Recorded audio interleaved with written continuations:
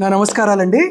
సరే, మాజీ ఎమ్మెల్యేలు, మాజీ మంత్రి, అదేవిధంగా జిల్లా పెద్దలందరూ కేసు యొక్క పూర్వపరాలు మీ అందరికీ వివరించారు. సో ఇక్కడ ప్రస్ఫుటంగా మీ అందరికీ చెప్పేటువంటి అంశం ఏంటంటే, ఈరోజు పల్నాడు జిల్లాలో ఈ స్థాయిలో ఎందుకు పోలీసుల పహారా ఉంస్తుంది అనేది మొట్టమొదటి ప్రశ్న. ఇక్కడ ఎందుకు పోలీసింగ్ యాక్ట్ అమలు జరుగుతుంది అనేది రెండో ప్రశ్న. ఇక్కడ 144 సెక్షన్ అనేది అమలు ఎందుకు చేస్తున్నారు అనేది నాలుగో ప్రశ్న. పల్నాడులో ఎక్కడ శాంతి భద్రతలకు విఘాతం కలుగుతుంది? నిజమే, పోలీసులకి ఏదో సమాచారం ఉంది. ఇదే వినుకొండ నియోజకవర్గంలో రషీద్ హత్య జరిగినప్పుడు ఈ పోలీసులు ఇదే విధంగా స్పందించవచ్చు కదా. సత్తెనపల్లి నియోజకవర్గంలో నాగమల్లి అనేటువంటి ఒక వ్యక్తి చనిపోయినప్పుడు ఇదే విధంగా పోలీసులు స్పందించవచ్చు కదా. ఎన్నికల ఫలితాల తరువాత నరసరావుపేట, గురజాల నియోజకవర్గంలో వైఎస్ఆర్ కాంగ్రెస్ పార్టీ కార్యకర్తలను ఊచకోతకు వస్తున్నప్పుడు పోలీసులు ఇదే విధంగా స్పందించగదా. ఆ రోజు స్పందించిన పోలీసులు ఈరోజు పిన్నెల్లి గారిని సంఘీభావం ప్రకటించేందుకు, పిన్నెల్లి గారిని పరామర్శించేందుకు వైఎస్ఆర్ కాంగ్రెస్ పార్టీ పెద్దలు, కార్యకర్తలు ఎవరికి వాళ్ళు స్వచ్ఛందంగా వెళ్ళి ఆయన ఒకసారి చూసొద్దాం, ఆయన కష్టాల్లో ఉన్నాడు కదా, ఆయన ఒకసారి పలకరించొద్దాం అనేటువంటి ఆలోచనతో వెళ్తుంటే ఈ పోలీసుల యొక్క దమనకాండ ఏంటి?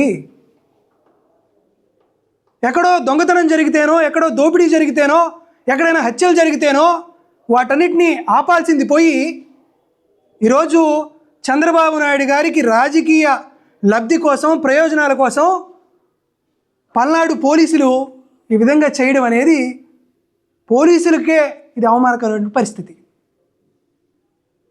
సరే, ఇప్పటిదాకా పెద్దలు మాట్లాడారు కాబట్టి మిగతా విషయాలకు పోకపోయినా ఒకటి మాత్రం ఖచ్చితంగా చెబుతున్నాం. ఎన్నికల ఫలితాల తరువాత మళ్ళీ తిరిగి జగన్మోహన్ రెడ్డి గారు ముఖ్యమంత్రి అయిన తర్వాత ఈ 5 ఏళ్ల మధ్య కాలంలో ఏదైతే జరిగిద్దో వాటన్నిటికీ సంబంధించి పల్నాడు జిల్లాకి law and order special tribunal ఏర్పాటు చేస్తాం, దాంట్లో డౌటే లేదు. వైఎస్ఆర్ కాంగ్రెస్ పార్టీ శ్రేణులపైన కేసులు పెట్టి వారిపైన లాఠీలు జులిపించినటువంటి అధికారులందరినీ హైకోర్టు న్యాయమూర్తి, సిట్టింగ్ న్యాయమూర్తితో ట్రిబ్యునల్ ఏర్పాటు చేస్తాం. ఆ న్యాయమూర్తి ముందు చెక్క కుర్చీలో విచారణ అధికారులుగా ఉన్నటువంటి ఇన్వెస్టిగేషన్ ఆఫీసర్ని ఖచ్చితంగా కూర్చోబెడతాం.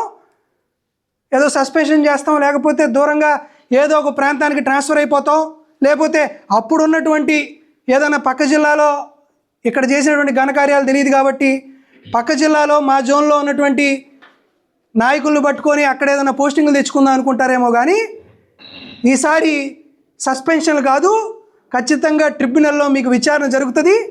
పోలీస్ అధికారులు ఎవరైతే చట్టాన్ని, ధర్మాన్ని తప్పి ఐపీసీ, సిఆర్పిసి సెక్షన్స్ కాకుండా సిబిఎన్ సెక్షన్స్తో విచారణ చేశారో వారందరినీ కూడా రిమూవ్డ్ ఫ్రమ్ సర్వీసెస్ చేయడానికి ఏమాత్రం కూడా వెనుకాడం. ఎందుకంటే పిఎస్ఆర్ ఆంజనేయులు గారిని అరెస్ట్ చేశారు ఇదే ప్రభుత్వంలో, ఐపీఎస్ అధికారులను అరెస్ట్ చేశారు. జైపాల్ గారిని అరెస్ట్ చేశారు. ఒక బీసీ గౌడ సామాజిక వర్గానికి చెందినటువంటి కాంతిరాణా టాటాను అరెస్ట్ చేశారు. కాబట్టి సిఐలు, ఎస్ఐలు ఏదో తప్పించుకొచ్చేటువంటి కార్యక్రమం చేయొద్దు. ఖచ్చితంగా పిన్నెల్లి రామకృష్ణారెడ్డి గారిని అరెస్ట్ చేసి పల్నాడు జిల్లాలో వైఎస్ఆర్ కాంగ్రెస్ పార్టీ నాయకత్వాన్ని బలపరచాలి, లేకపోతే బలహీనపరచాలి అనేటువంటి ఆలోచన చేస్తారేమో. లేదు, పల్నాడు జిల్లాలో ఆల్రెడీ కార్యనిర్వాహక అధ్యక్షులుగా గోపిరెడ్డి గారు ఉన్నారు, యువకులైనటువంటి మహేష్ రెడ్డి గారు ఉన్నారు, మాజీ మంత్రి ఉన్నారు రజనీ గారు, అదేవిధంగా మిగతా అందరి వర్గాలకు సంబంధించినటువంటి నాయకులు ఉన్నారు. కాబట్టి పిన్నెల్లి గారి అరెస్టుతో వైఎస్ఆర్ కాంగ్రెస్ పార్టీ మానసిక స్థైర్యం ఏమీ దెబ్బతిందు. ఖచ్చితంగా అందరం కలిసి కట్టుగా, కలిసి జట్టుగా, పార్టీకి పట్టుగా, పదునైన మెట్టుగా ఏర్పడతాం. ప్రజా సమస్యలపైన ఖచ్చితంగా వైఎస్ఆర్ కాంగ్రెస్ పార్టీ పల్నాడు జిల్లాలో ఉద్యమించిద్ది అనే ఈ విషయాన్ని మాత్రం ఖచ్చితంగా తెలియజేస్తున్నాం.